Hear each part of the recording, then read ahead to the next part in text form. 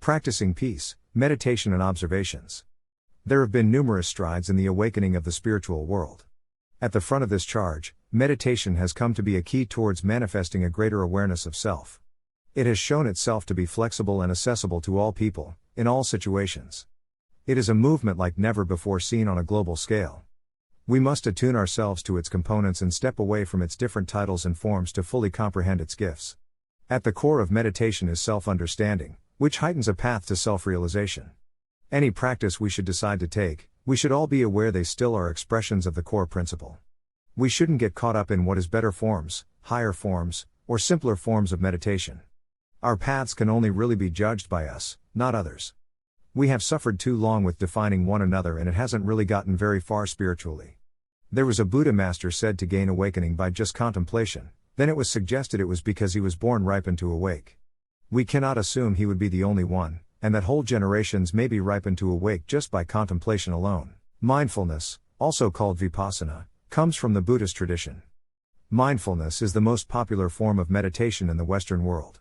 It's all about being present, letting your mind run, and accepting whatever thoughts come up, while practicing detachment from each thought.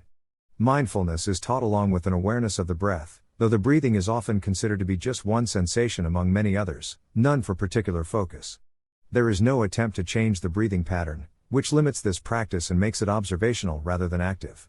Changing your breathing changes the energy. Just watching what your breathing is doing, particularly if your breathing is shallow, as it generally is, means you are stuck in a low energy state.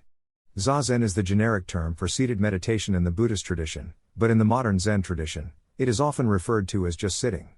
It is a minimal kind of meditation, done for long periods of time, with little instruction beyond the basics of posture. Sit with your back straight. There is no particular attention to the breath, nor an attempt to change the breath.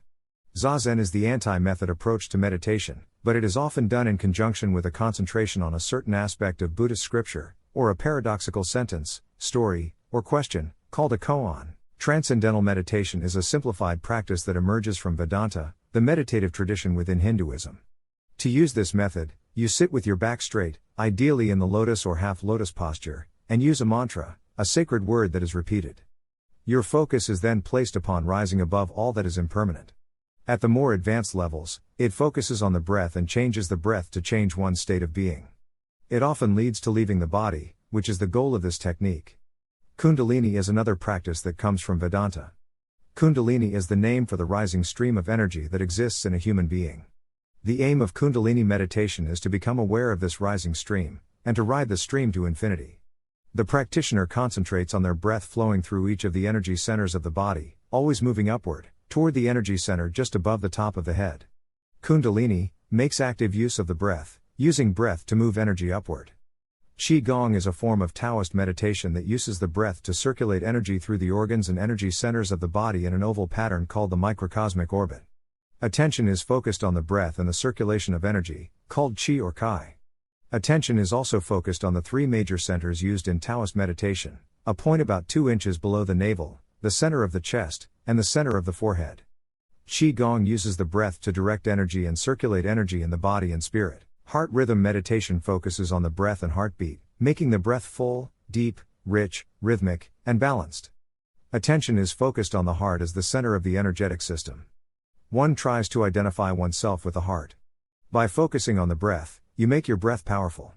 And then learning to direct the breath, to feel the circulation of breath as it pulses in different parts of your body, then on your magnetic field, you learn to direct and circulate energy. You are in control of yourself at all times, and you become both more powerful and more sensitive.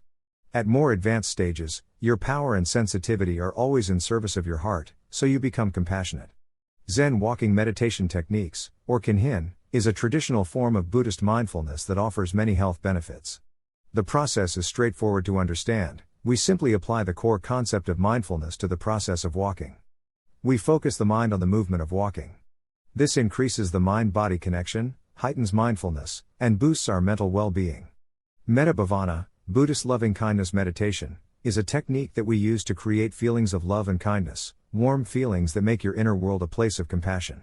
It is used by many famous meditation teachers, especially popular of late is Sharon Salzberg's loving-kindness meditation script, Karuna meditation, compassion meditation, is one of the traditional forms of Buddhist methods, and is used to cultivate self-love, as well as love for others.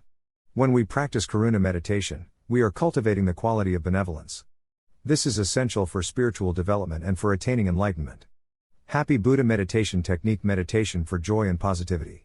It is reputed that this meditation was prescribed to the Buddha, by a rishi, saint, to help him regain his positive mind and recover emotionally after a long stretch of meditation and fasting. Although this meditation appears to be a simple technique, it is actually incorporating many important aspects of Kundalini Yoga to achieve its results. The meditation uses the power of mantra, sound vibrations that create corresponding states of consciousness, mudra, hand positions that create certain energy flow in the subtle body, eye positions, mental focus, and the science of spirit to bestow its wonderfully uplifting benefits. I will generally attempt to avoid meditations that have possible roots in defensive styles of combat. But on occasion this strength is needed to overcome internal struggles by giving us the added feeling of self-reliance and accomplishment.